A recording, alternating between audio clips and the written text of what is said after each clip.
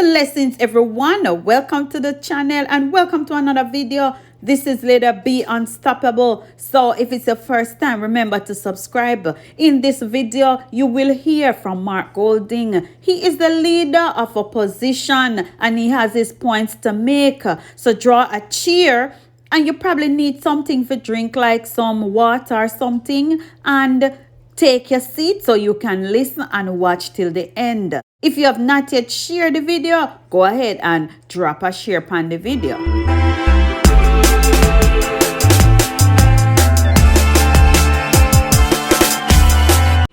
To those who lost loved ones, I extend my deepest sympathies.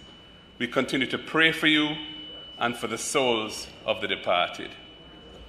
Madam Speaker, we cannot speak about COVID-19 without acknowledging our frontline workers, our doctors, our nurses, our porters, our ancillary medical workers, police officers and soldiers, and many more. In the early days, when we knew very little about this disease and the fear was turned up to maximum levels, they put their lives on the line in service to the health and well-being of our fellow citizens. The good book tells us that greater love hath no man than this, that a man lay down his life for his friends. I know I speak for everyone in this house when I say to you, we owe you a debt of gratitude. You are true patriots and heroes. We also have to acknowledge the people of Jamaica, who played such a vital role in the fight. You altered your habits, deferred your plans, changed work schedules, but above all, you cared for each other. May God bless us all.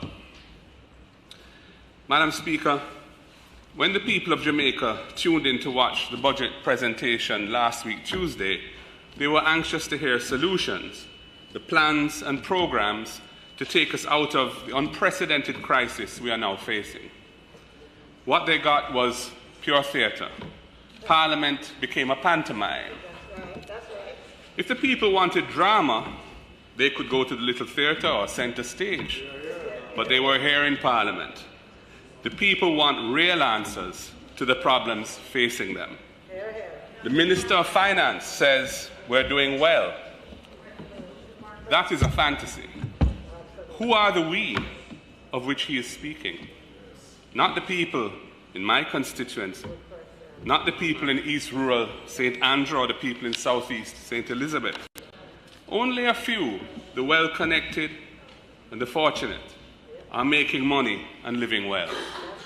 Many Jamaicans are living hand to mouth. They can't pay the bills. They are feeling the burdens of an economy pressured by 2 years of COVID-19 and now the Russia-Ukraine war. That is their reality. Madam Speaker, there is no balance in our society. We have a deeply unequal society, still divided into the haves and have-nots. The budget presented by the government will perpetuate and indeed worsen that inequality.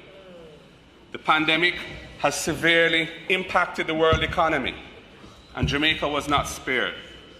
Having suffered a decline in real GDP of over 10% in 2020, we have not yet fully recovered the lost ground. The main economic legacy of the pandemic has been a spike in inflation. This has been caused by various factors, including increased world demand for goods versus services, supply chain disruptions affecting world trade,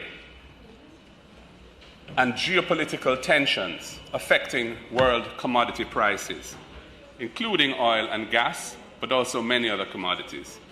The reality is that Jamaica is now facing a major onslaught from the effects of the war in Ukraine and the sanctions imposed on Russia. Russia is a major exporter of oil and gas, and the price of oil has rocketed to over $100 a barrel. JPS, the Jamaica Public Service Company, has already warned of higher electricity costs.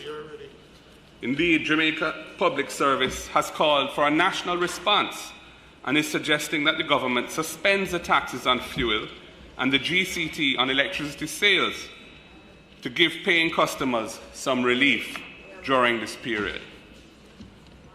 Motorists, taxi drivers, and other transport operators are already seeing massive increases in the cost of gas at the pump. Last Thursday, our shadow spokesperson for Finance, MP Julian Robinson, in an excellent and revealing presentation, showed that the ex-refinery price of gas has increased by some 60% in the 12 months through to February 2022. He also showed the massive hikes in basic food prices over the last 12 months, graphically using charts. The conflict between Ukraine and Russia will make things even worse for Jamaicans. Russia and Ukraine are major producers of grains, and the prices of wheat, corn, and other grains are already flying through the roof, and so many other products rely on those basics, including all baked products. Ukraine and Russia are also major suppliers of agricultural fertilizers and chemicals to the entire world. This means that food production around the world will be seriously affected. Sadly, the high inflation that consumers have endured over the past year is only going to get worse. Jamaicans will face higher prices for basic food items, for electricity, for water, because of the high electricity content in the production of water, and of course, transportation. This tidal wave of higher prices will flow through to other items as well. Madam Speaker, mothers will struggle to feed their children. More children will face hunger and malnutrition. Even those who are working will not be able to make ends meet. For the working poor, their meager salaries will not stretch far enough to cover the price increases. So very dark days are ahead for our people, Madam Speaker. The country is indeed on the brink of a deep crisis, but this budget that has been tabled by the government has very few real solutions to this crisis. It is clear that the budget was put together without a strategic response to protect Jamaicans from the economic fallout of the war in Ukraine.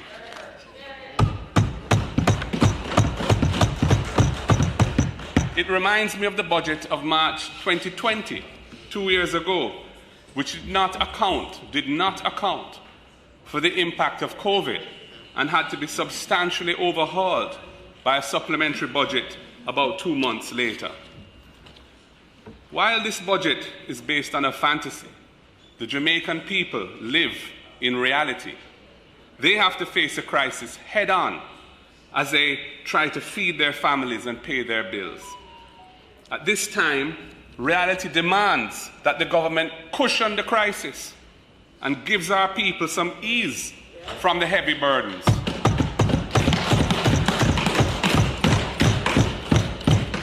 There is nothing in this budget that will give protection to the people who need it most. The government has not protected the people from what they will be facing. The government has no meaningful provisions to protect them from the onslaught of higher prices that are coming.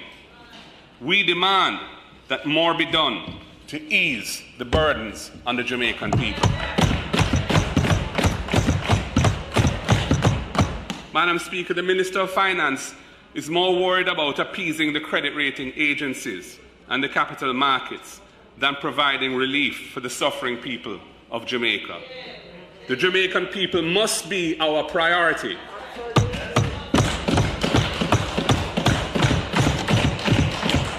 Prime Minister, please make the people your priority and cushion the crisis. We can always recover lost ground in our effort to lower debt when the crisis has passed.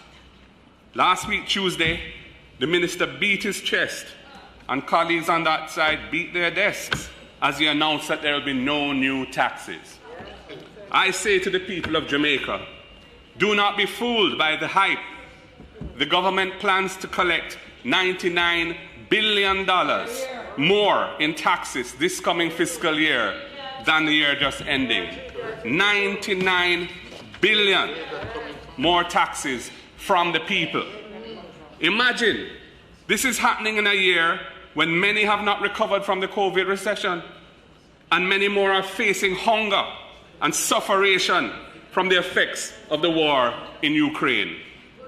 $99 billion more in taxes, Madam Speaker. This is unconscionable in a time like this.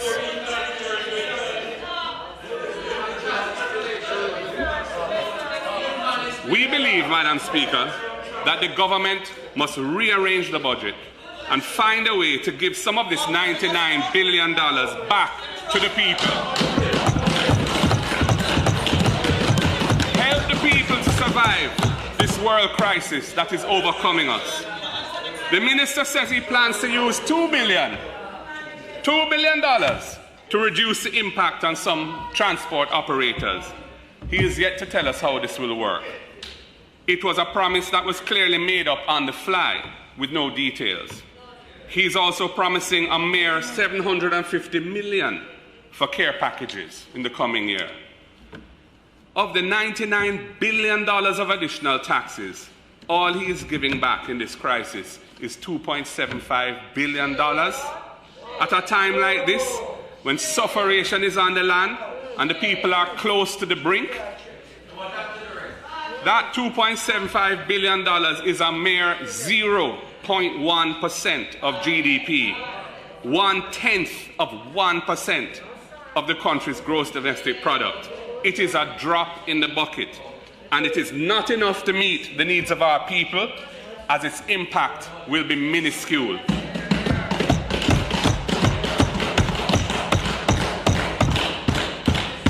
Madam Speaker, more children will suffer. They will go to bed hungry with just a little sugar and water on their lips. The elderly will suffer too. Many of them have very limited funds and have already had to cut back significantly. Many are eating just one meal a day, if that. Even the fit and the strong are suffering, Madam Speaker. You know, electricity and water affect every aspect of our life, every aspect of the life of our people. With those prices going up, the people are facing lick after lick after lick. Push on the lick, Prime Minister. Push on the crisis, I say. Last week, the Minister of Finance tried a thing with a tune from Anthony Red Rose, but he got the lyrics wrong. Well, Minister, you're not here, but I'm going to send it right back at you. Can't say me never did a warn you. It is you who need the warning, Minister Clark, not me. Can't say me never did a warn you. You control the purse strings. Don't hold them so tight at a time when the people are suffering and the society is on the brink. You are not addressing this crisis. You have no plan to protect the Jamaican people. I can't say me never did a warn you. And the government, if you continue to behave in this way, you will be riding for a fall. You must hear the cries of the people. They are hurting. They are afraid. People are increasingly upset and angry. Rain a fall, but the dirty tough. Pot a cook, but the youth not enough. A hungry man is an angry man. Act now, Prime Minister. Push on the crisis. Recast the budget. Address the cries of the people. We on this side are recommending the following benefits that need to be substantially increased in the coming fiscal year. Path benefits, poor relief, the amount spent on social pensions for those who are not receiving NIS or public sector pensions. Inflation, especially the cost of basic food items, is taking away their ability to survive. These are our most vulnerable Jamaicans. They need and they deserve the protection of the government at this time of raging inflation, and they're not getting it. Madam Speaker, I realize that some of these absolutely essential measures to give our people a break will come at a fiscal cost. The government ran a fiscal surplus of 0.3% of GDP this fiscal year that's ending now, and is budgeting to do the same thing in the coming fiscal year. The plan is to reduce the public debt as rapidly as possible to 60% of GDP by March 2028. Madam Speaker, it was the PNP administration of Portia Simpson Miller, the most honourable, that began the process of reducing the debt. In fact, our administration did the heavy lifting to get the debt down.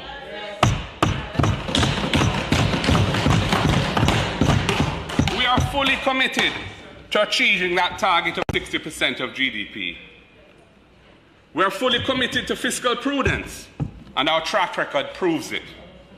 The last PNP administration reduced public debt from 147% of GDP to 115% of GDP in just 4 years.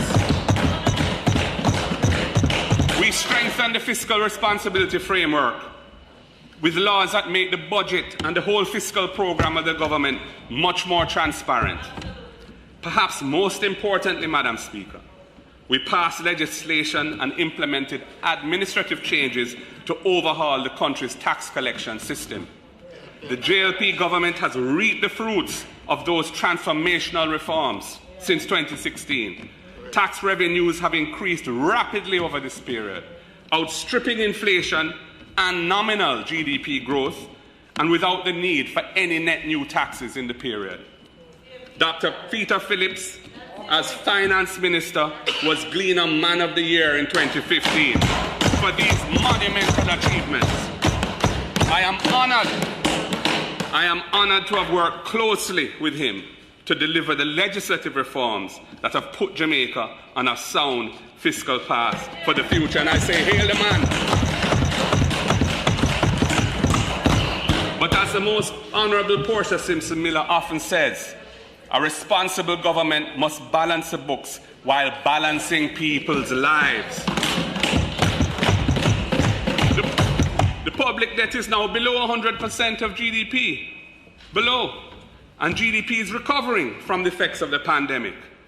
We believe that Jamaica can afford to slow the pace of debt reduction at this time and use those resources to help the people get through these most difficult times. On the other hand, the negative social impact of continued excessive fiscal conservatism when we're in a crisis will do lasting damage to the society. I would support additional expenditures of up to 2% of GDP to address the critical needs facing the society. That's about $40 billion. It is time to focus on helping our people. It is not the time for excessive fiscal conservatism. The government is playing with fire by leaving vulnerable populations unprotected in this vortex of high inflation and the unbearable cost of living. With real GDP growth of 3.5% projected for the coming fiscal year, this expenditure that I am proposing would not worsen the debt to GDP ratio.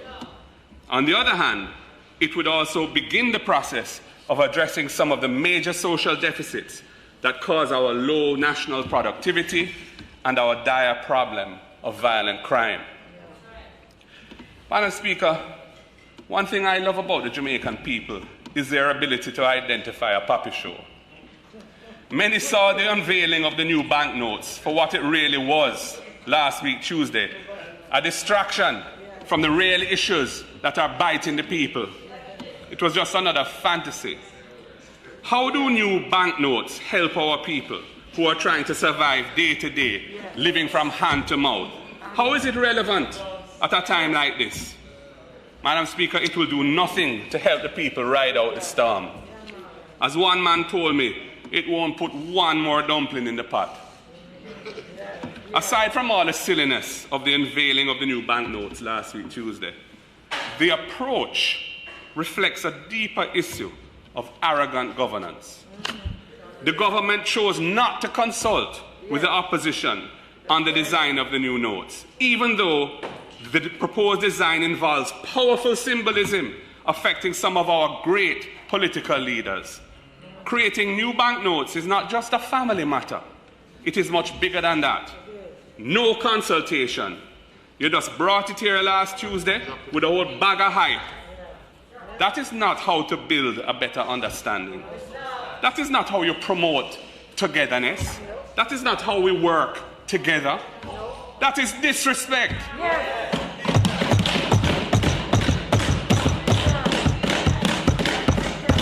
And yes, we know the Prime Minister wants his mentor, Mr. Siaga, on a banknote. No problem. No problem. If you say a $2,000... Madam Speaker.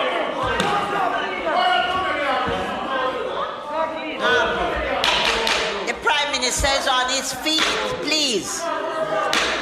The Prime Minister is on his feet. Madam, come on, the Prime Minister is on his feet. Madam Speaker, thank you, Madam Speaker. Thank the Leader of the Opposition for yielding. Yes, sir. I rise on a point of order. At no time was there ever a consideration regarding the well-known and close relationship that I have had with Mr. Siaga as an impetus or a reason or a cause for him to be added to our currency. Mr. Siaga is on the currency because he deserves to be there, having served people of this country. I wish to assure the Jamaican people that we do not make these national decisions on political basis.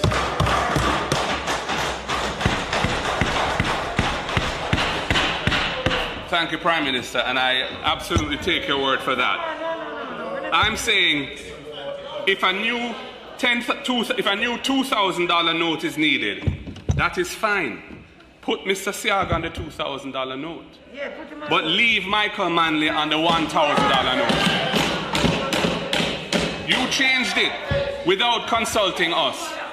You changed it without any attempt to reach consensus. And that approach to governance will not last the test of time. The Minister of Finance told us that he was doing this out of love.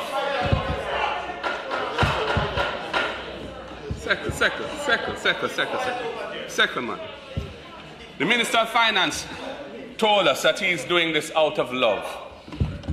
But love must be based on truth, respect, and understanding. The approach taken in this matter has none of that. We know the reality, and the people know the reality. The hype and gimmickry won't fool them. They know their history. The reality that must be faced is that there's further truth and reconciliation needed to heal our society when it comes to the Manley-Siaga period. In the 1970s, Michael Manley was trying to build a better Jamaica, a more equal, fair, and just Jamaica for all the people. He was especially concerned about the masses who are marginalized and oppressed by a colonial system which the JLP had left untouched after independence. In this period of the 1970s, the government gave the country free education.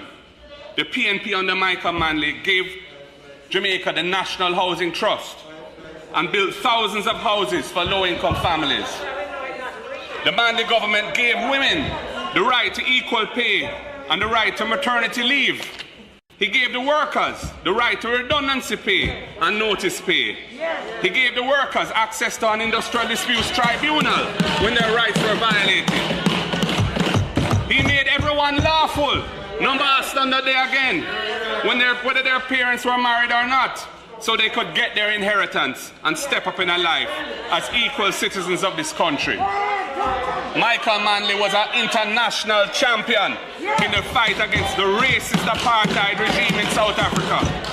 And for a better deal for third world countries like Jamaica, he gave the masses of this country a place in this society so that everybody a smaddy, no care where you're born and where you grow. Many professionals and business people are where they are today because Michael Manley pushed open so many doors in the 1970s. From our perspective, in that era, the other leader did his best with the help of outside forces like the CIA to destabilize Michael Manley's efforts. Jamaica paid a heavy price. Many of our people were killed in the resulting political violence. The economy was severely damaged by capital flight, hoarding, and the hostile propaganda of a conservative media. All of that was about turning back progress. Madam Speaker, Michael Manley never lost faith in the Jamaican people. And we on this side will always have faith in the Jamaican people. And we will always have their back. So, Minister Clark, I beg you, stop distorting and revising history. I'm sure your own family were beneficiaries of what Michael Manley did for Jamaica. Madam Speaker,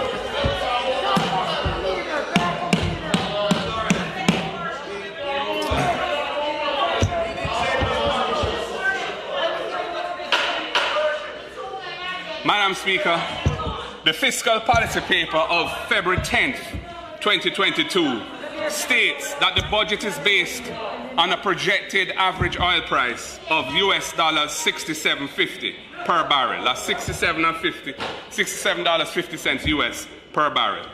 Since that time, the war in Ukraine has pushed the oil price to well over $100 US a barrel.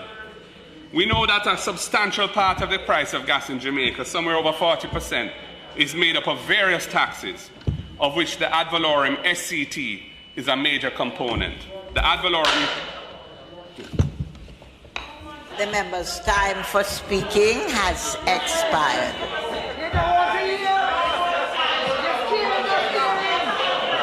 You don't want to hear.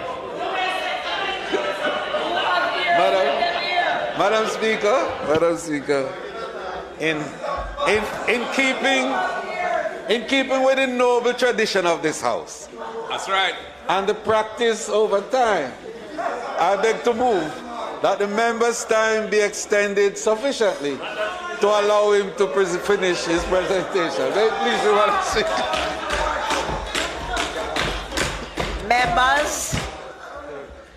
Members, the question before the House is that the Speaker's time be extended sufficiently to allow him to complete his presentation.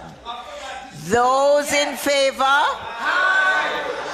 Those against? No. The ayes have it.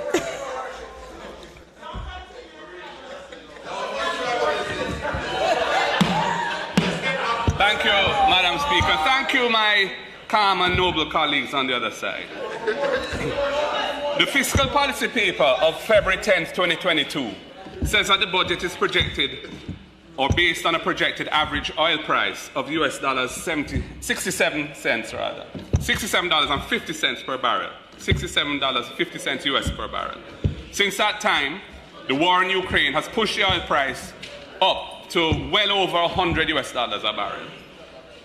Around 40% of the price of gas in Jamaica is made up of various taxes, with the ad valorem SCT, that is the one that works out as a percentage of the price of the product, being a major component. Our spokesperson on finance has called for the hedge tax on fuel to be returned to motorists, the full amount of it, which was around $7 billion. The hedge tax was imposed to buy price insurance to protect the public from high gas prices. While this government continues to collect the hedge tax, it has not been used for that purpose since 2016. Instead, the government has been keeping the money and using it for other things. I support our spokesperson's call, and I want to go even further.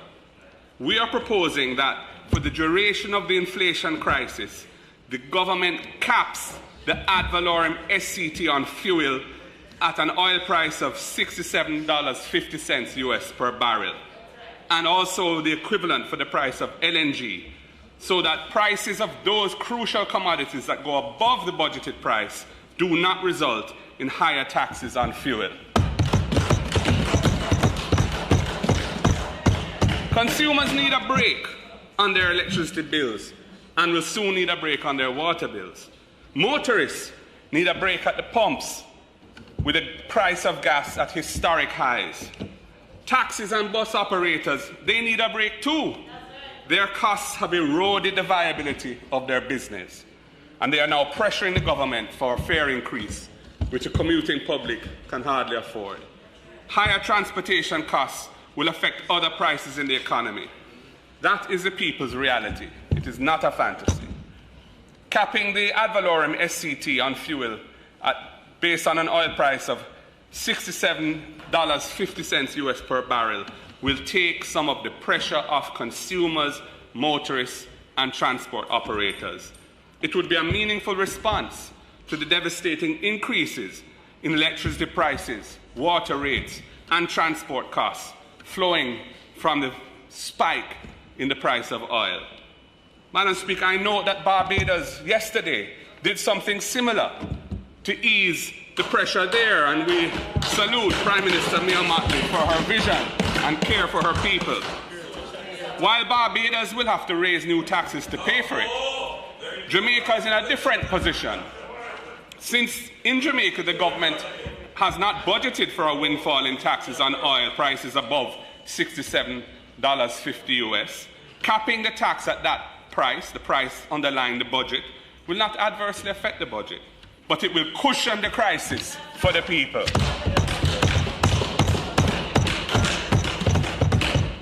Madam Speaker, with the explosion of the internet and access to online shopping, consumers can buy personal items from overseas and have them shipped to Jamaica. These are items that are not produced here. This has spawned a new industry of firms that bring these goods into Jamaica for online shoppers. But unless the items are less than $50 US in value, that's 7,500 Jamaican dollars, import taxes are charged on the full value of the purchase. The import taxes on goods valued at over $50 US are burdensome on consumers who shop in this way to achieve greater value. I'm calling on the government to increase the tax-free value on these imports of personal items from $50 US to $150 US.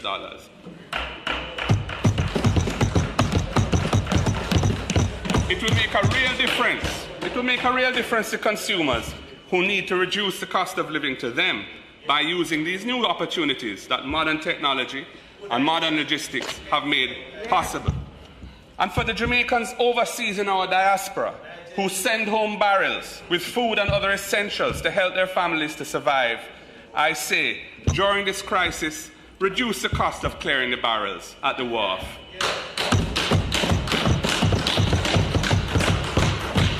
I propose that it be cut in half, 50% less for the coming year, from 6,500 to 3,250 Jamaican dollars. Give these families the break they need when they clear their barrels. It is a lifeline sent to them by their families abroad. Madam Speaker, online teaching will remain part of the education system, even though face-to-face classes have resumed. The government's pandemic program of free devices, while welcome, was too limited in scope. It did not adequately cover those in need. Many parents cannot afford the cost of tablets or laptops. Their children's education continues to suffer because online learning is still part of the system. This is reality, not fantasy, Madam Speaker. I think it is immoral and bad policy too for the government to be collecting taxes on devices needed by children to access education. Once again, we call on the government, remove all taxes from these devices, make them more affordable, and lessen the cost to parents. Madam Speaker, there's another reality which is deep and which all of us need to pay attention to. Jamaica has so much potential. Our people are naturally talented, naturally entrepreneurial, and powerfully resilient. We shine wherever we go around the world, in every field of endeavor.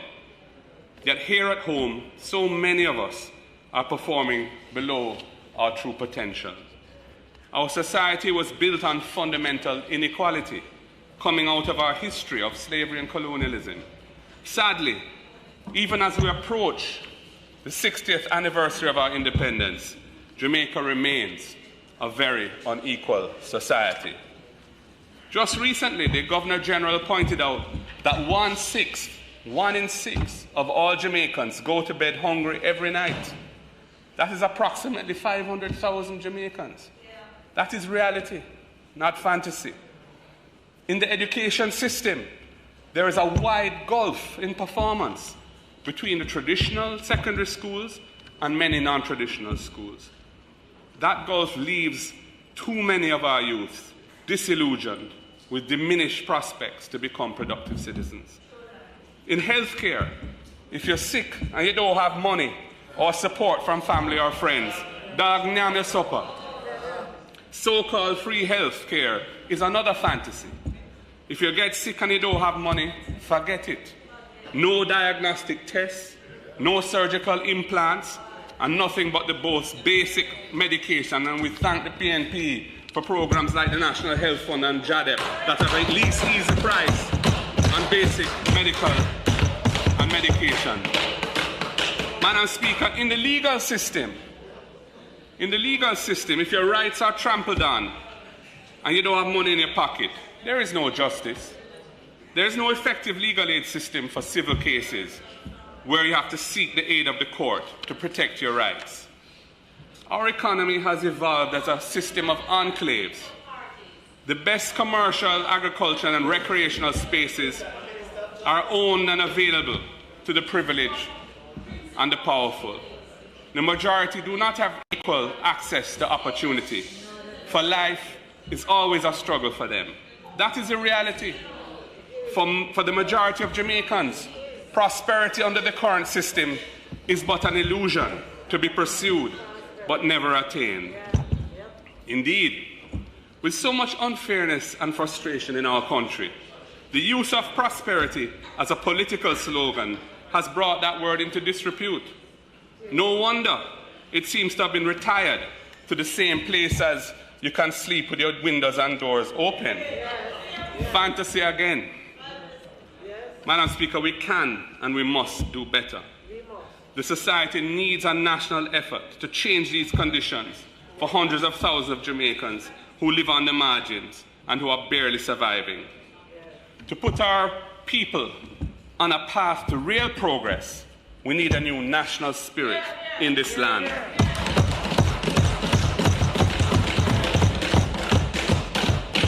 We need to pull each other up. We need to power a new Jamaican dream where everyone has a stake and there is equality of opportunity and social justice for all. Madam Speaker, the Jamaican dream is to change our society fundamentally. It will create conditions where everyone can achieve a reasonable quality of life, where everyone, not just a few, can truly say, Jamaica nice. As Stanley and the Turbines once said, I'm dreaming of a new Jamaica, a land of peace and love. Imagine a Jamaica which is characterized by fairness and justice for all our people, where the system does not treat any Jamaican as more worthy of dignity or respect than any other.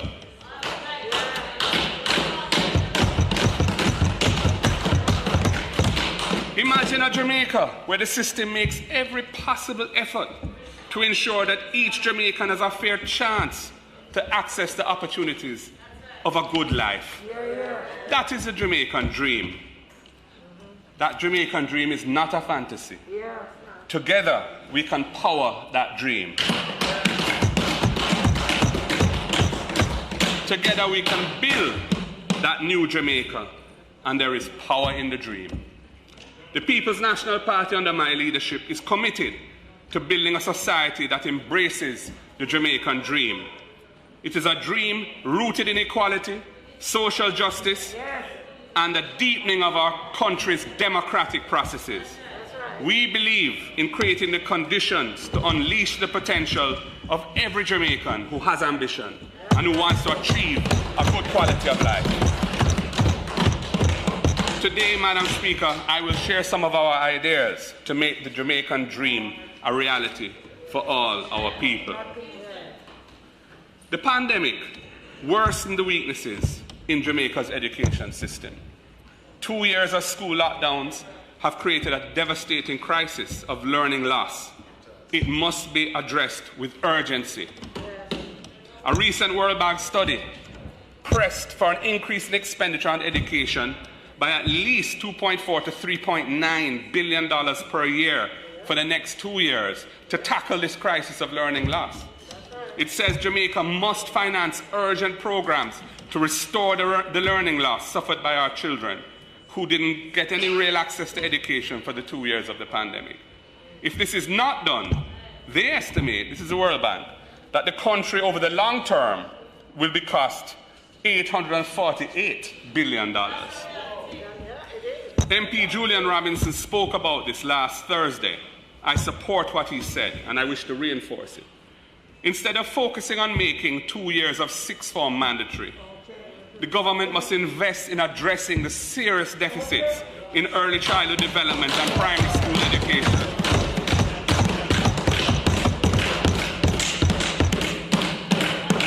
Those are the foundations of our education system. This budget does not provide the increased annual expenditure to address the crisis of learning loss.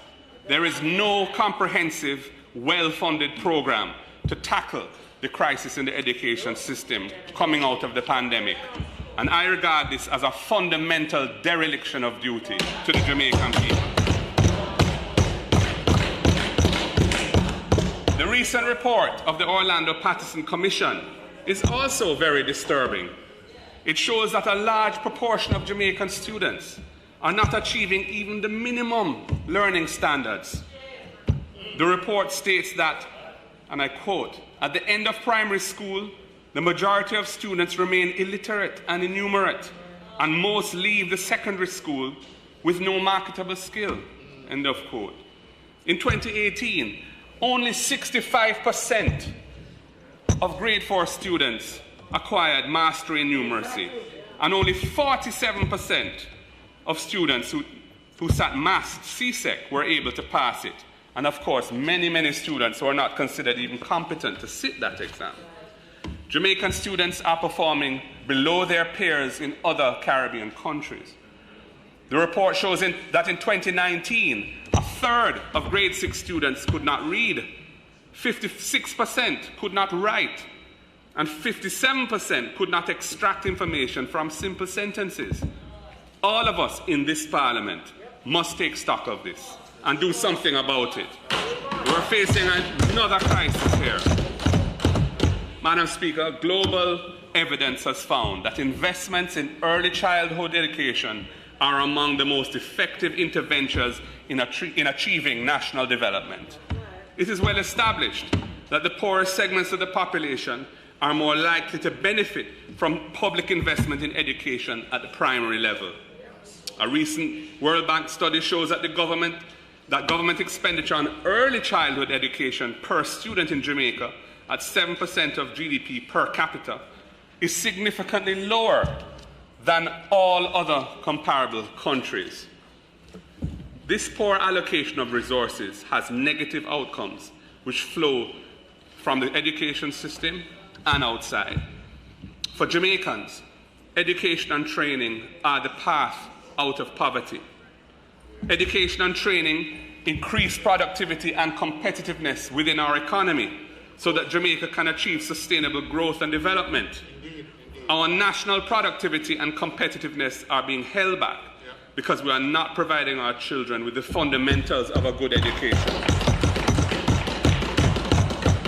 I can quote the World Bank. They say, the low level of human capital can mainly be explained by the low quality of education. That is what they say. The next PNP administration will prioritize and make significant investments in early childhood development and primary school education, including teacher training. We must ensure that all Jamaican children achieve age-appropriate levels of literacy, numeracy, and critical thinking by the end of grade 6. Adequate provision must also be made for children with special needs. Former Prime Minister Portia Simpson Miller often told us, start them right and make them bright.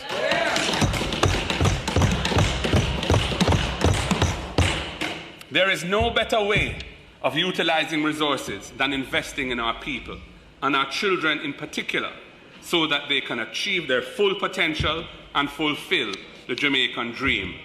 Education, Madam Speaker, and training, that is the engine that will power the Jamaican dream. Madam Speaker, tertiary education needs to be made more accessible, especially for young people from low-income families. The state, and not the student, should bear the risk of employment creation.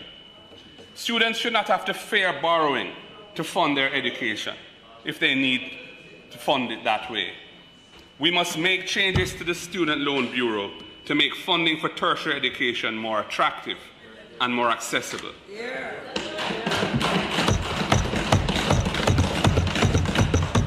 The next PNP administration will help our students to step up in our life and participate in the Jamaican dream. We will reconfigure the loan structure used by the Student Loan Bureau, capping monthly payments at a reasonable percentage, not more than 15% of the borrower's actual income. We must ensure that student loan payments are manageable for young graduates. The Minister of Finance announced last year that only one guarantor will be required by the Student Loan Bureau. Going forward, that was a step in the right direction, but it does not go far enough. Many students from low-income homes cannot find an acceptable guarantor, and this requirement effectively excludes them. When the Public Accounts Committee last looked at the Student Loan Bureau, we found that the amounts recovered from guarantors are in fact quite small in the scheme of things. This tells us that the retention of this requirement of a guarantor is not necessary for the sustainability of the institution as a lender.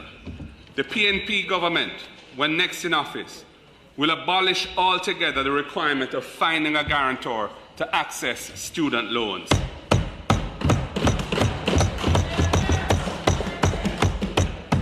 Madam Speaker, many students have been hit hard by this pandemic.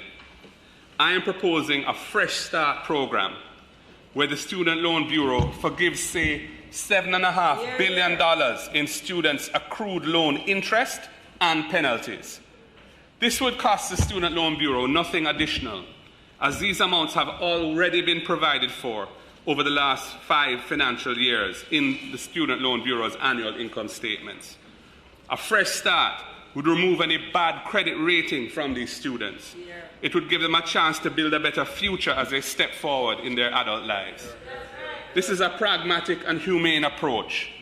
Many of our young people are anxious to get a university education, earn a degree, and improve their prospects. They borrowed student loans and agreed to the loan repayment structure, but it has just been beyond their capacity to pay, even with the best will in the world. And many have now just given up and accepted their lot. Madam Speaker, even for commercial lenders, and the Student Loan Bureau is not a commercial lender, but even for commercial lenders, it is usually better to work with a borrower and rehabilitate them rather than take a hard line which causes them to throw up their hands. Let us give these students a chance to build their careers, a fresh start, without the mental stress and financial pressure from their borrowing from the Student Loan Bureau. Madam Speaker, Jamaica has huge gaps in vocational training. It is said that 60% of our labor force does not have any form of certification, 60%.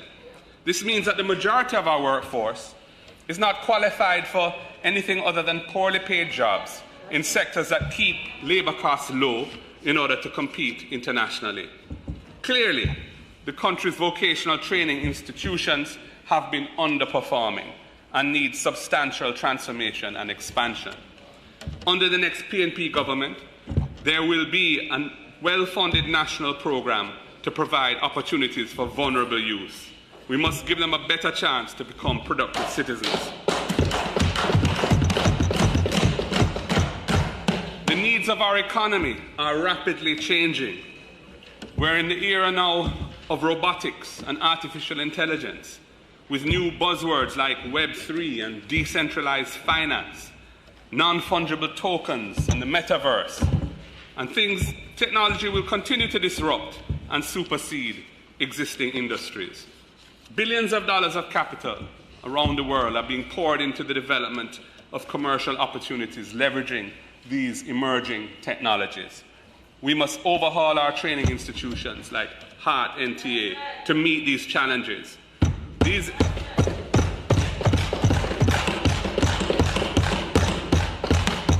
institutions have really gone off the rails and need to become more accountable for their performance.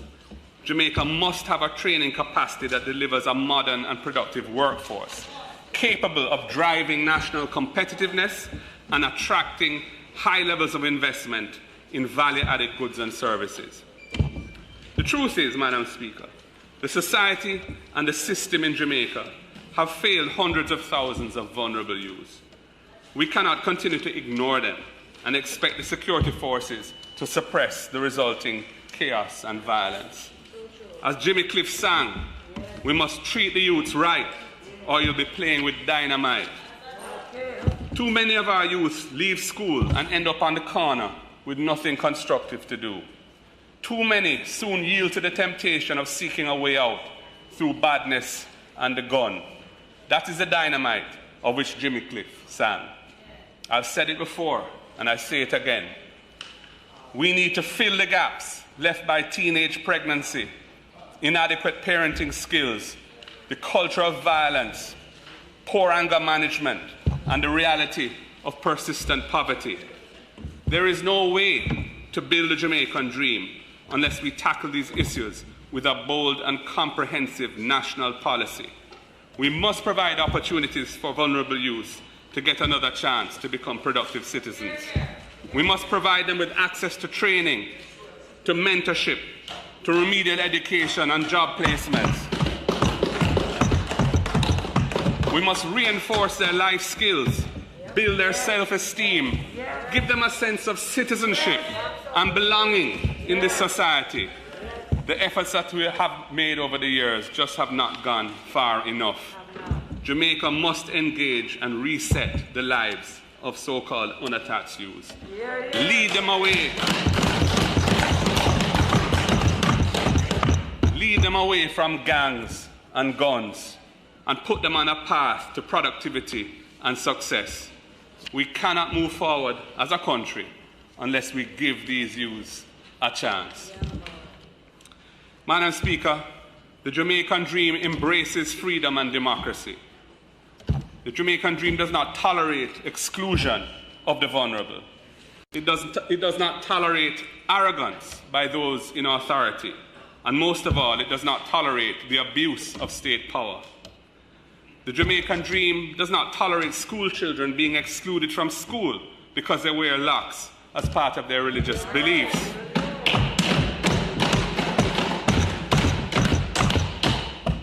As Minister of Justice, I developed and pushed through legislation in 2015 to decriminalize ganja and create a lawful ganja industry. My goal then was to liberate and empower the people, not to exclude them from economic opportunities that the industry is creating. The Jamaican dream will not tolerate a lawful ganja industry which keeps out the small farmers who built the Jamaican brand of herb.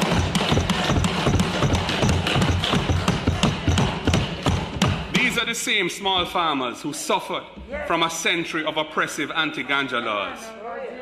The Jamaican dream requires them to be facilitated in every possible way by active state intervention.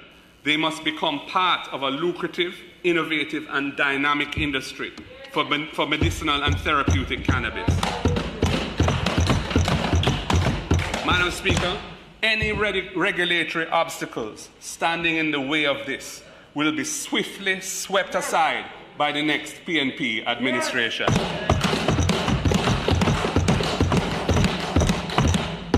Madam Speaker, the Jamaican dream will not permit a Prime Minister to make orders creating criminal offences like the amended DRMA did without parliamentary oversight. It will never tolerate Parliament giving such extraordinary powers to one man or woman on the false basis that the offences would only attract tickets with modest fines. In fact, 1 year later, there is still no ticketing system. Without the promised ticketing system, we saw ordinary Jamaicans being locked up because they could not pay heavy fines, sometimes even $200,000 for being on the road during a curfew or not wearing a mask in public.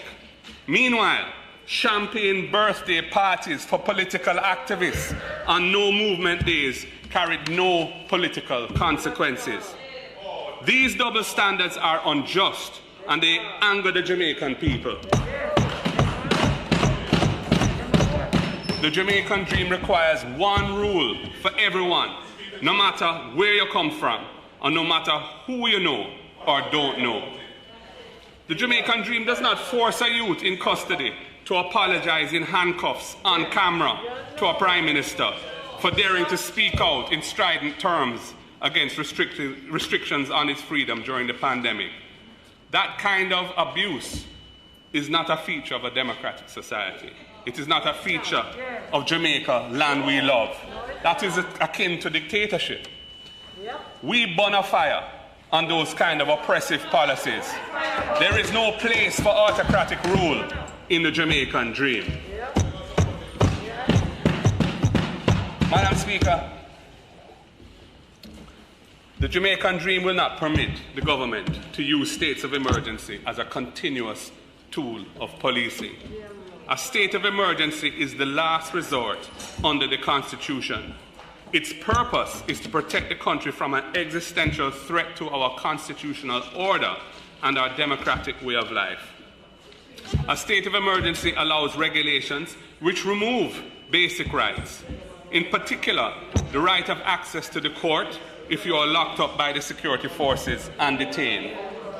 The removal of those rights allows the security forces to arrest and detain anyone they choose.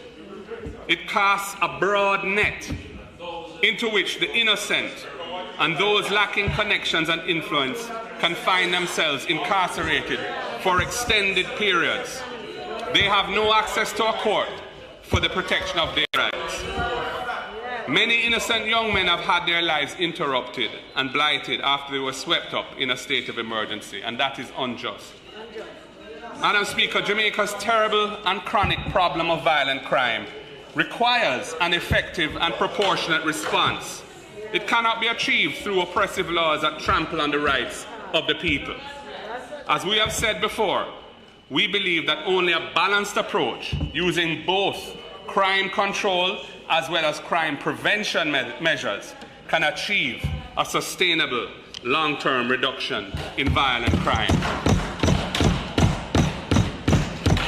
A balanced approach is essential to social harmony and sustained crime reduction. From the enforcement perspective, what is required is spear phishing that targets dangerous criminals, the violence producers, not casting a wide net that entangles both the good and the bad. The government must fashion legislation that allows known violence producers to be taken off the streets so that an effective case of prosecution is brought against them. That procedure should have proper checks and balances to ensure that reliable intelligence, not mere sus or gossip, is the basis for detention. Madam Speaker, if that basic standard of justice is met, I will support legislation that enables us to target and effectively deal with the vicious purveyors of criminal violence who are taking so many lives and destroying so many families in this country. They are sapping the national will and our collective hope for the future. They are killing the Jamaican dream.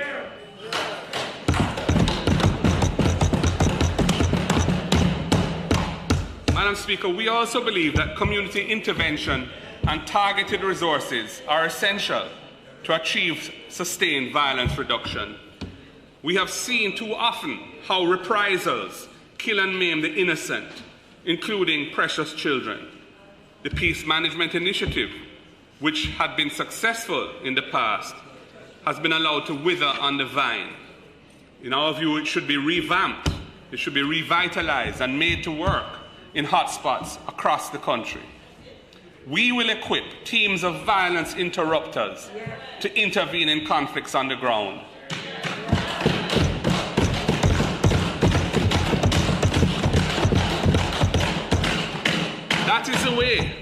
That is a way to avert escalation of an incident into a spiral of reprisals.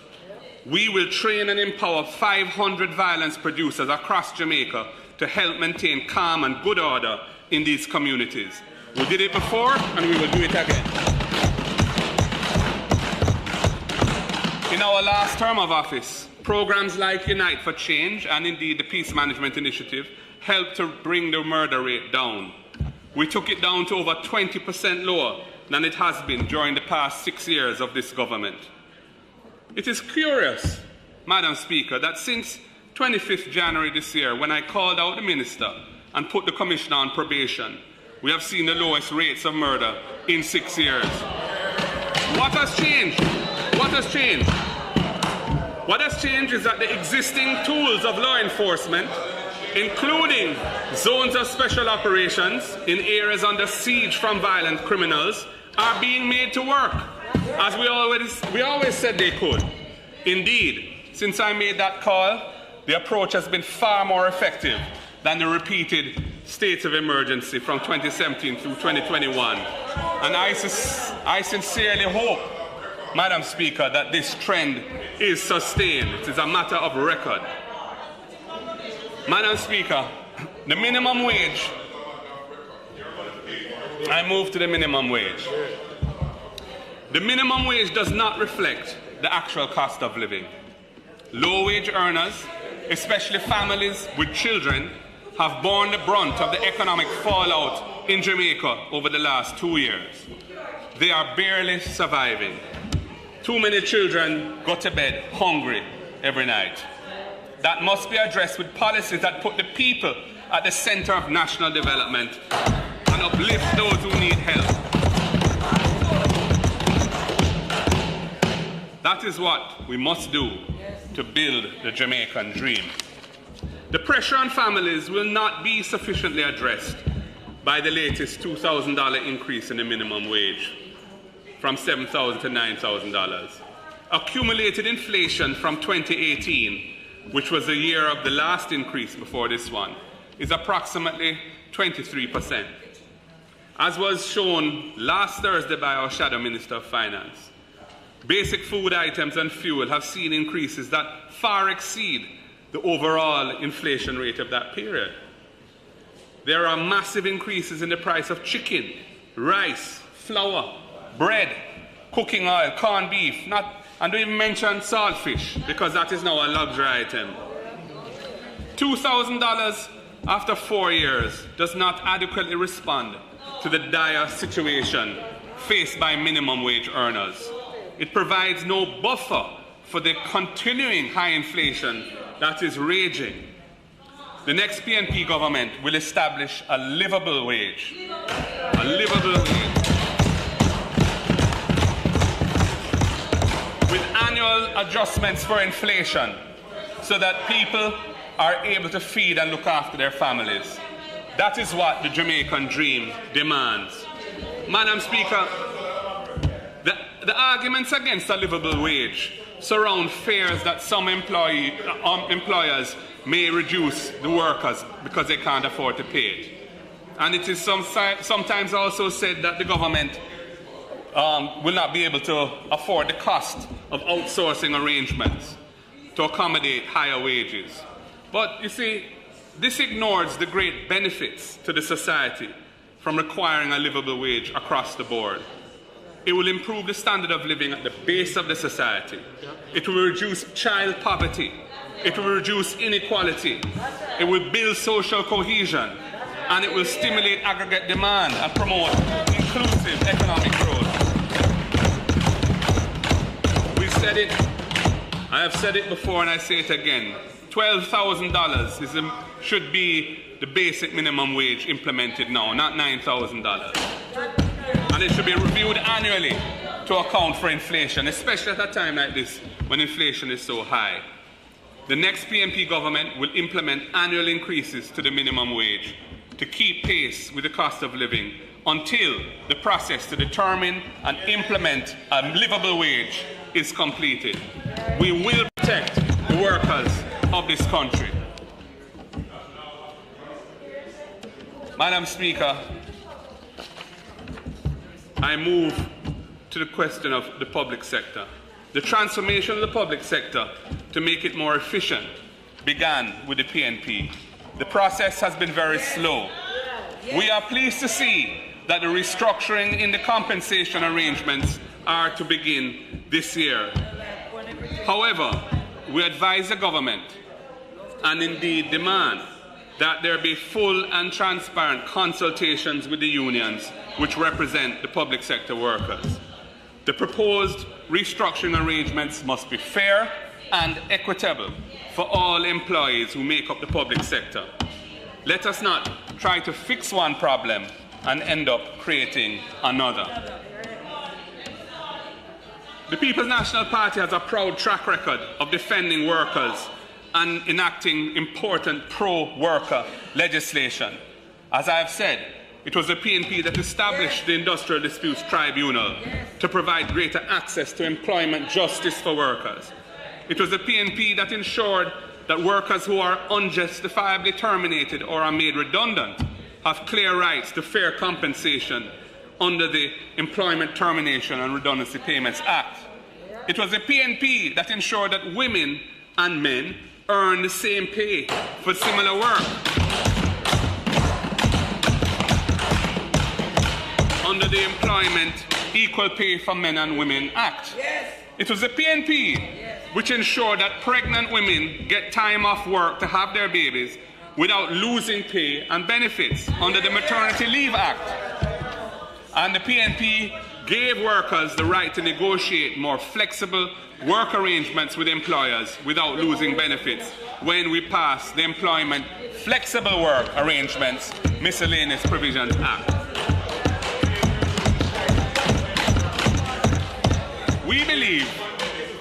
We believe that it is in Jamaica's long-term interest to promote a more equitable and mutually beneficial relationship between capital and labour.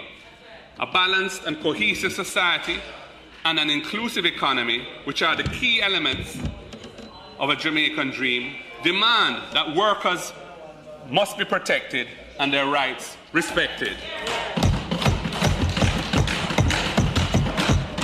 The next PNP government will pursue a series of reforms to ensure greater fairness at work, improve industrial harmony in the country, and increase productivity and competitiveness in our economy.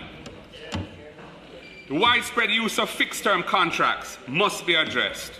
Too often, they are being used to sidestep the basic guaranteed package of rights and benefits for workers. This is not fair to employees. It deprives the social protection system, NIS, NHT, and HART of significant funding as well, and it will end up costing the state heavily in the long run. The next PNP government will bring legislation to eliminate abusive contractual arrangements which prejudice basic employment rights. We will ensure fair and equitable treatment for workers, regardless of the legal forms that their contracts are contrived in. The sugar industry has gone through a severe and painful decline since the preferential trade arrangements ended. In communities across Jamaica where sugar was once the major employer, living standards have fallen dramatically. It has been replaced by a crippling rise in violent crimes and gangs in those areas. Sadly, formerly peaceful rural areas have become hotspots for violence, where the now defunct sugar industry was once the major employer. Arrangements for the social and economic transformation of these communities have been inadequate and ad hoc. A disgraceful example has been the forced removal of long-term residents of Innswood sugarlands. The government enabled them to be removed from the only home that they have known to facilitate a sale of the land to private developers.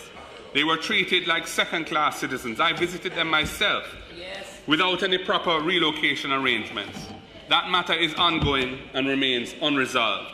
There must be a reckoning for this kind of abuse of the poor and marginalized. That is not the Jamaican dream. The next PMP government will establish a commission to examine the situation faced by communities in former sugar areas. It will develop a comprehensive socio-economic plan to revitalize those areas.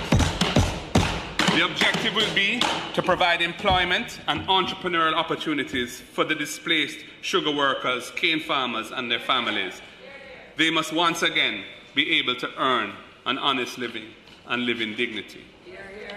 Madam Speaker, we would like to see joint industrial councils established in those industries where there are high levels of employment but no common standard for working conditions and no union representation. The security guard industry, the tourism industry, and the global services industry, or BPO as it's sometimes called, are cases in point.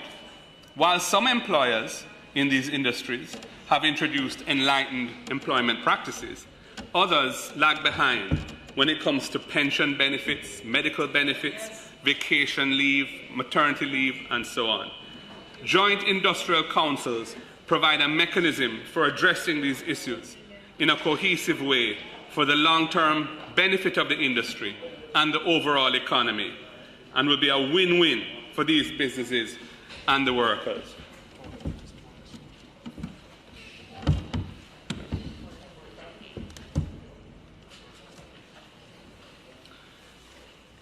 Madam Speaker, in 1993, the then government passed legislation to provide tax incentives for the establishment of employee share ownership plans, or ESOPs as they're called. A special ESOP unit was established within the tax department at that time to facilitate applications from companies that wish to set up employee share ownership plans.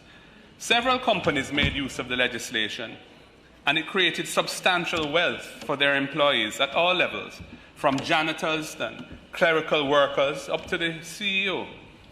I wish to honor the late Dr. Paul Robertson, under whose ministerial leadership the government printing office was divested to a company 100% owned by the workers, the Jamaica Printing Services Limited. That company is still operating nearly 30 years later, providing printing services for the state. Indeed, it still prints the laws that come to this parliament. Unfortunately, the momentum of the ESOP program was not maintained. We are committed to reviewing and simplifying that legislation. We will once again promote employee share ownership as part of a deliberate strategy to broaden ownership in the country.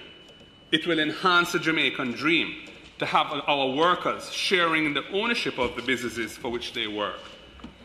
I have first-hand knowledge of the benefits of this enlightened policy. DB&G, a successful company of which I was one of the founders, established an employee share ownership plan for our staff. As the business grew and prospered, many of them became millionaires from their shares.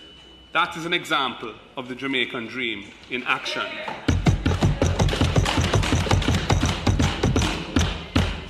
So, Madam Speaker, Jamaica nice, but not for everybody, unfortunately.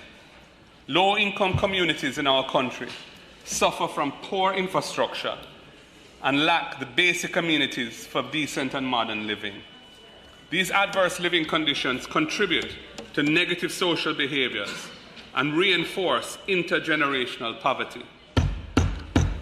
In building the Jamaican dream, these communities can no longer have second-class status when it comes to basic amenities like street lighting, garbage disposal, and water and sewage infrastructure.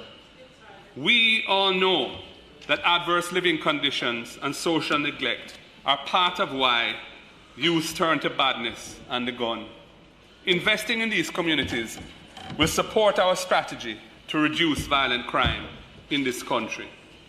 Much of the housing stock in low-income communities are not fit for decent and comfortable living. For many, it's not nice at all. Many who live in these substandard conditions are single mothers or elderly. I'll take a couple examples. 16-year-old Laquania Brown, who lives in a yard which houses many families. It only has one bathroom in the yard, and that bathroom is barely functioning. When she bathes, she doesn't feel safe from those who might want to trouble her. She hates the conditions in which she lives, but she has no choice. Auntie One, and I talk about 81-year-old Auntie Pauline. Auntie Pauline is 81 years old. Her whole roof leaked so badly, she had to move into a room with just some zinc and no protection from the rain and the cold. That's not right. We must fix this. Our people deserve better. We have to give our people a sense of dignity, achievement and progress, so they can feel part of building the Jamaican dream. The next PNP government will work with the people within these communities to transform them by investing in their basic infrastructure and amenities. We will implement a program, we may call it Operation Shelter, for people who are living in deplorable housing conditions.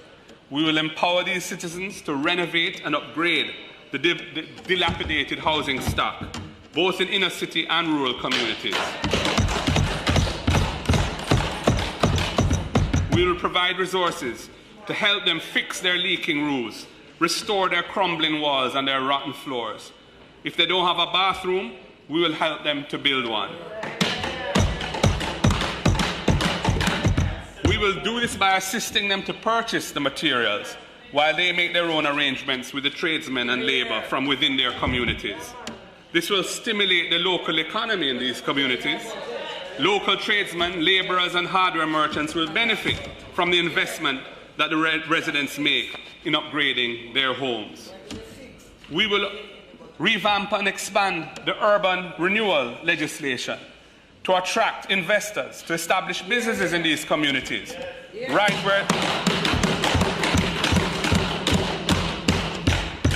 where so many of their customers live. We will also find a way to build more affordable new housing. Jamaica's boom in real estate development has left out those who cannot afford anything other than to start small.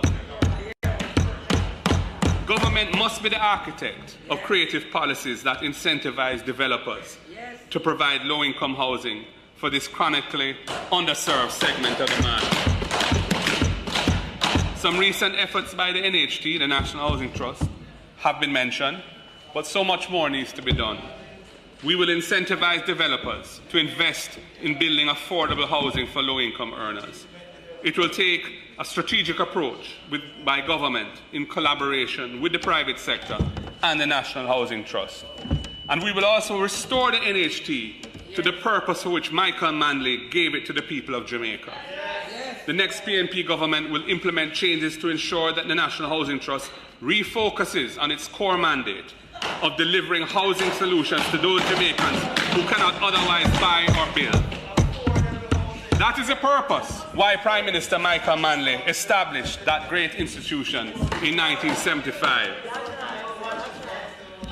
Madam Speaker, the pandemic has shown that our economy must be made more resilient to external shocks. Disrupted global supply chains and geopolitical upheavals have made key agricultural inputs unaffordable. Food security must be high on the agenda, and this entails a robust agricultural policy. We must improve farm roads, irrigation and storage systems. We must encourage greater flows of capital into agro-processing. We must assist exporters to penetrate new markets for agricultural produce and protect our valuable national brands. We must incentivize productive relationships between well-capitalized mother facilities and small farmers. This will improve their production techniques, transfer technology to them, and support their development. I endorse what MP Julian Robinson said last Thursday about tackling predial larceny. Organized crime is involved in stealing livestock from local farmers and taking it to Haiti to purchase guns, which are then brought back here to create mayhem. The penalties for predial larceny must be steep. It must be brought under the Proceeds of Crime Act so that the criminals' profits from robbing our farmers are taken from them and used to compensate those farmers. Madam Speaker, Jamaica must become the agricultural powerhouse of the Caribbean. I know that CARICOM is promoting an increase in regional trade with an emphasis on food security. That is timely and welcome. Jamaica can and should lead the way in achieving this as part of building the Jamaican dream.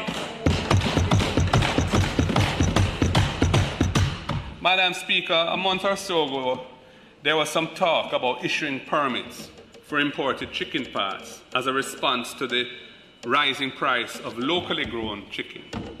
This has been caused by the spike in the price of chicken has been caused by the increase in the cost of inputs, especially feed.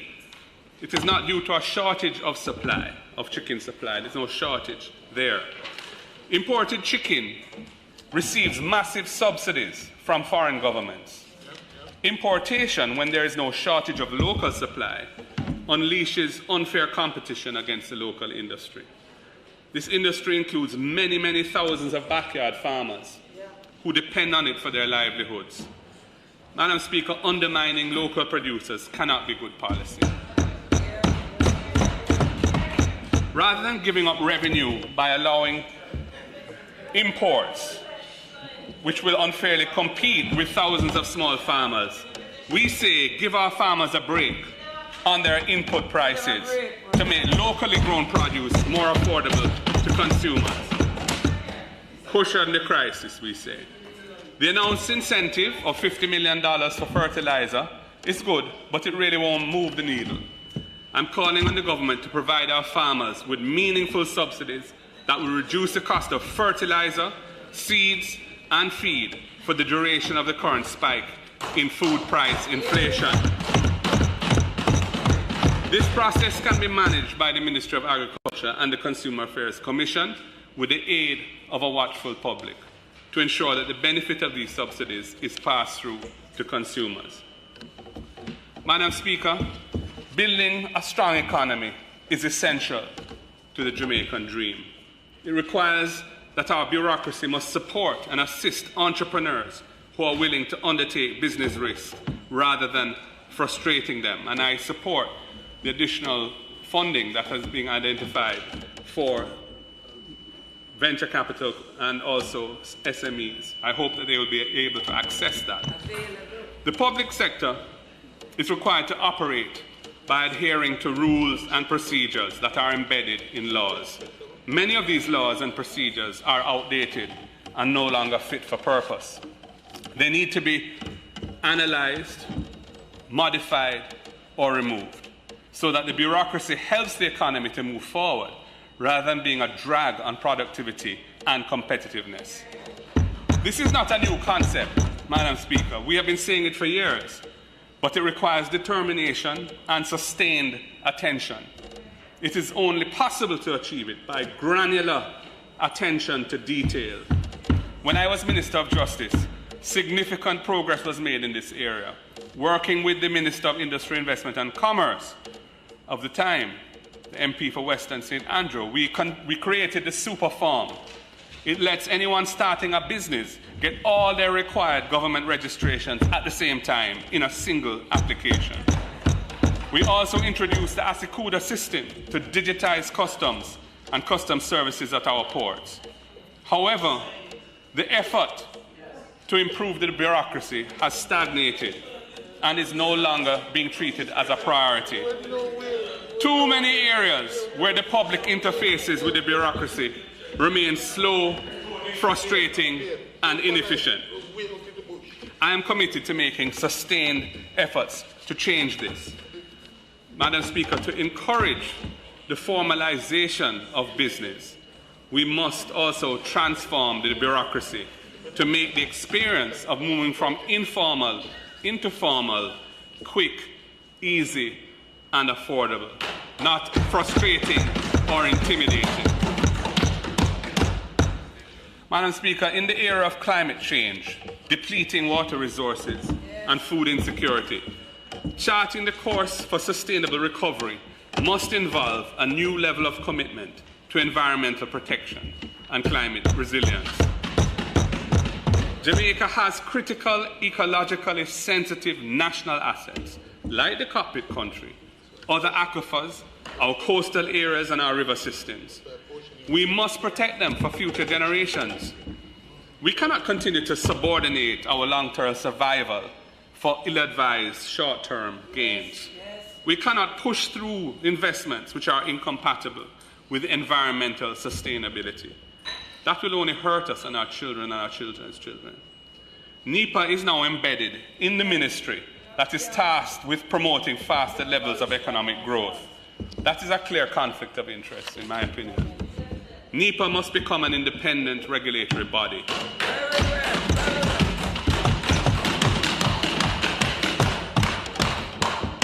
Its enabling legislation must be updated to provide effective punishment for environmental violations. Right now, large ones effectively operate with impunity.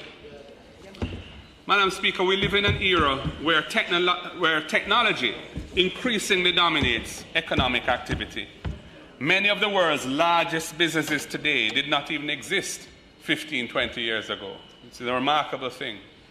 As the world goes increasingly digital, Jamaica is being left behind with low levels of digital penetration. Technology provides new opportunities to drive efficiency. The internet has become an indispensable source of knowledge and commercial facilitation. We need to invest in our rapid digital transformation. You know, in the 1970s, the PNP government of the day took on electrification. That was a time when many communities in the country had no access to electricity, and the decision was taken to tackle that through a massive program that brought that essential utility, electricity, to nearly the entire country of Jamaica. We will do the same for broadband internet.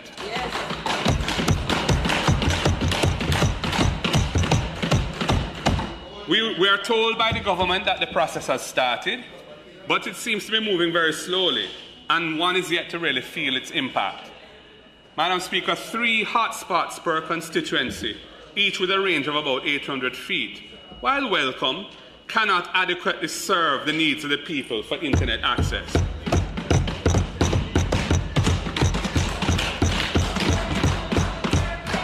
We're happy for it, but it's not moving the needle. The next PNP government will make the required investments to bring broadband throughout communities across Jamaica at an affordable cost to the people. This will help to power the Jamaican dream for this generation and generations to come. Madam Speaker, I want to say something about the foreign exchange market. The foreign exchange market is critical to the Jamaican economy. The value of the US dollar impacts prices of just about everything in our import-dependent economy. The value of the US dollar also drives inflation expectations among the business community, and that flows through to the Bank of Jamaica and its Monetary Policy Committee's response to inflation and the setting of interest rates. The foreign exchange market is made up of authorized dealers and cambiers, licensed cambiers. They have been given the privilege by the state to operate as the exclusive intermediaries in the buying and selling of foreign exchange. It is a very lucrative business for them. But, Madam Speaker, it has become too easy to make super profits in a revolving cycle of buying and holding US dollars in a depreciating market, and then selling off the position as the financial quarter end approaches, and repeating the process when the Jamaican dollar temporarily revalues from the flurry of selling to realize those profits. That gravy train is not the purpose for which these intermediaries were given the exclusive privilege of trading foreign exchange.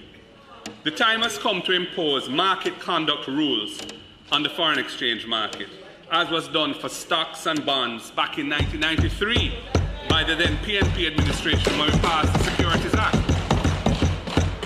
That was before, when that was done, that was before the current foreign exchange market had fully emerged. It is a gap that must be filled now. Authorized dealers in foreign exchange should not be allowed to favor themselves over their clients in the market. There is a need also for greater transparency, ensuring that bids and offers are filled in an orderly and principled way, as applies to trades over the Jamaica Stock Exchange. Before the pandemic, we were told that this was coming. The Bank of Jamaica needs to expedite it. Madam Speaker, the entertainment sector has been dealt a long and painful body blow by the pandemic. We support its reopening now, with appropriate public education to encourage responsible behaviours and reduce the risk of viral transmission. Last Thursday, MP Julian Robinson presented an insightful and constructive analysis of Jamaica's incredible talents and the strengths in the cultural and creative industries, and he highlighted certain deficiencies in the state's approach to maximising these opportunities. Several attempts have been made over the years, but the rigid bureaucracy that characterises the Jamaican state has not, thus far, synchronized effectively with the more informal and dynamic nature of the cultural and creative industry. Indeed, Jamaica's worldwide recognition as a source of influential and loved forms of popular music, from menta to rocksteady, to scat to rocksteady, to reggae to dancehall, all of that has emerged in spite of, rather than because of, the role of the state. The PNP is committed to finding solutions that will enable these industries to provide new opportunities for Jamaicans, especially our youth, to create good livelihoods out of their natural creative talents. A clear and comprehensive developmental policy to support growth in this sector is needed. The full range of cultural and creative practitioners must be fully engaged in the development and the rollout of this national policy. And the various agencies of the state that play roles which impact on these industries, some of which Minister Robinson highlighted in the disparate parts of the public sector, they need to be coordinated to support the policy. Critical areas such as access to finance, education, training, and international marketing support must be addressed. Innovative solutions must be found. Madam Speaker, the state must play a catalytic role, filling the gaps for our creative talent and encouraging institutional investors, the private sector, to invest in these opportunities. It is a potential game changer for Jamaica if we can get the right policy mix and support. Madam Speaker, Jamaica's sense of nationhood must be deepened by constitutional reforms that encourage a more accountable and constructive political culture and practice in our democracy.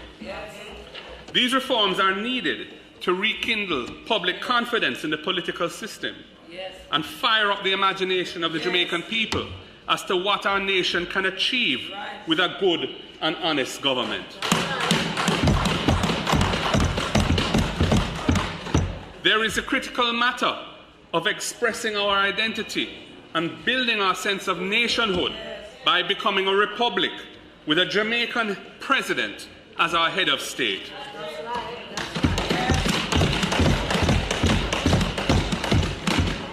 There is no good reason why this cannot be achieved in our 60th year of independence. The basic parameters have already been agreed and documented from our predecessors, who were the leaders of their respective parties. We now need the political will to drive it forward, pass the laws that are required to do it, and seek the approval of the people in a referendum, as Barbados did so successfully last year. We must also create greater access to justice by acceding to the appellate jurisdiction of the Caribbean Court of Justice, CCJ. Whatever doubts may have existed when that court first emerged nearly 20 years ago, the reality now is that it has developed a strong track record of jurisprudence, becoming the first court in the region to be accepted into the International Consortium for Court Excellence. The Privy Council in London is fundamentally inaccessible. Clients and counsel need visas to go to that court. And you have no right to a visa. It's at the discretion of the UK government. And the expense of pursuing appeals over there is way out of reach to most Jamaicans. That is why we hardly have any appeals to our final court now, 2 a year for the last few years. Madam Speaker, Jamaica has already paid in full for the CCJ, the Caribbean Court of Justice. We put the money into an endowment trust fund to support its operations. Years ago, that was done. It is time to give our people access to the high-quality justice that it is offering.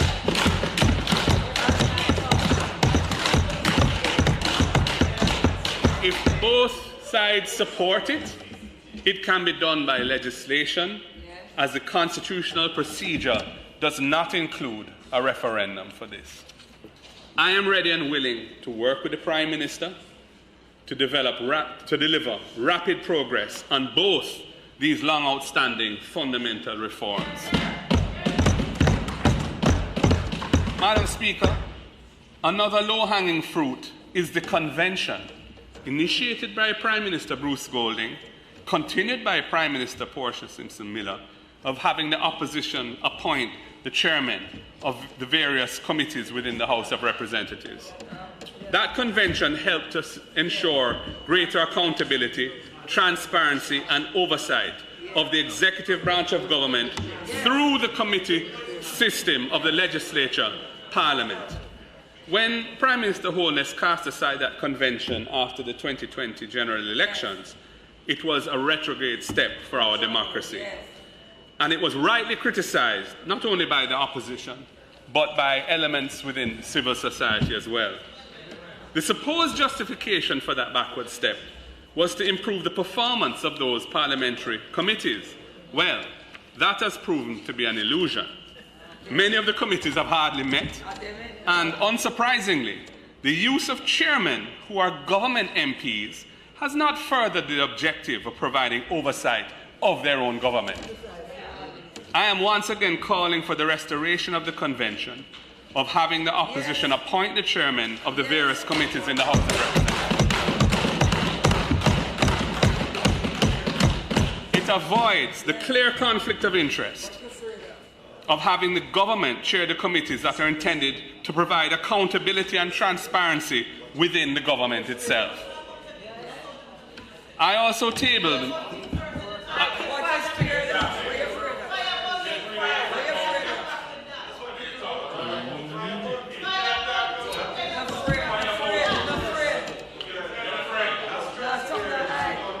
Madam Speaker, I ask that they give me an opportunity to continue. Thank you, ma'am. Madam Speaker,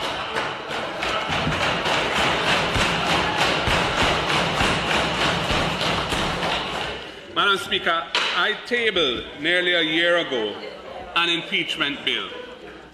Its purpose is to bring greater accountability for parliamentarians who seriously violate the fundamental behavioral standards of their office. That initiative didn't originate with me. It originated in the consensus of constitutional reform that was achieved during the era of former leaders Patterson and Seaga. An earlier version of the impeachment bill was tabled by former Prime Minister Bruce Golding in 2011, but it did not move forward, despite manifesto commitments to do so. I'm calling on the Prime Minister to send my impeachment bill to a joint select committee where it will benefit from wide stakeholder engagement and review.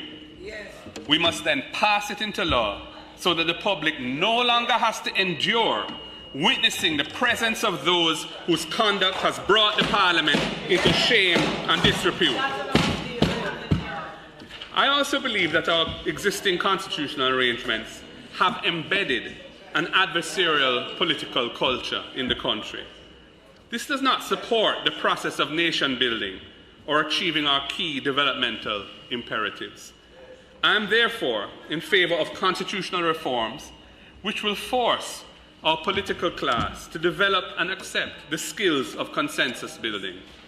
Embedding the need for consensus in many of our constitutional processes will help to build a more tolerant and loving society in Jamaica. For example, the Senate should be expanded to include some independent members who are jointly appointed by the Prime Minister and the Leader of the Opposition. They must include representatives from key stakeholders in our society, such as the churches and our diaspora, on who we rely so much. Other key office holders of sensitive posts, including the President, the new President as head of state when we get there, the 3 critical service commissions, the membership of those, the Chief Justice and the President of the Court of Appeal, the Auditor General, the DPP, those appointments should be approved by 2/3 of each House of Parliament. This will avoid any semblance or fear of political partisanship affecting these sensitive posts. After all, Madam Speaker, our national motto is out of many, one people. And our constitutional arrangements should reflect this aspiration and encourage consensus in the higher aspects of our actual political discourse and practice. If we embed the process of achieving consensus in more of our constitutional arrangements, it will help to build a more cohesive political culture, rather than the damage and backwardness of tribalism. That tribalism has resulted in the political class being regarded as part of the problem rather than the solution to our national development challenges. The Jamaican dream requires that we change this. Madam Speaker, the government wishes to split off Portmore as a separate parish from St. Catherine. But will this benefit the people of Portmore? Portmore now enjoys the benefit of being Jamaica's only city municipality, which gives its people the legal right to directly elect their mayor. It is a unique right in Jamaica, which does not apply to parishes. Why is the government so determined to deprive them of this right? Furthermore, Portmore does not have many of the facilities and amenities that parishes have. It has no parish court, no hospital, no market, no cemetery. Yet the government is rushing to make Portmore a parish without these facilities. Why? Why is the government doing this? The answer, Madam Speaker, is clear and simple. It would suit their short-term political ends. That's why. Our position is that the people of Portmore must be consulted fulsomely on the impacts of any such move, and the decision should then be theirs to take via a referendum. That is our position.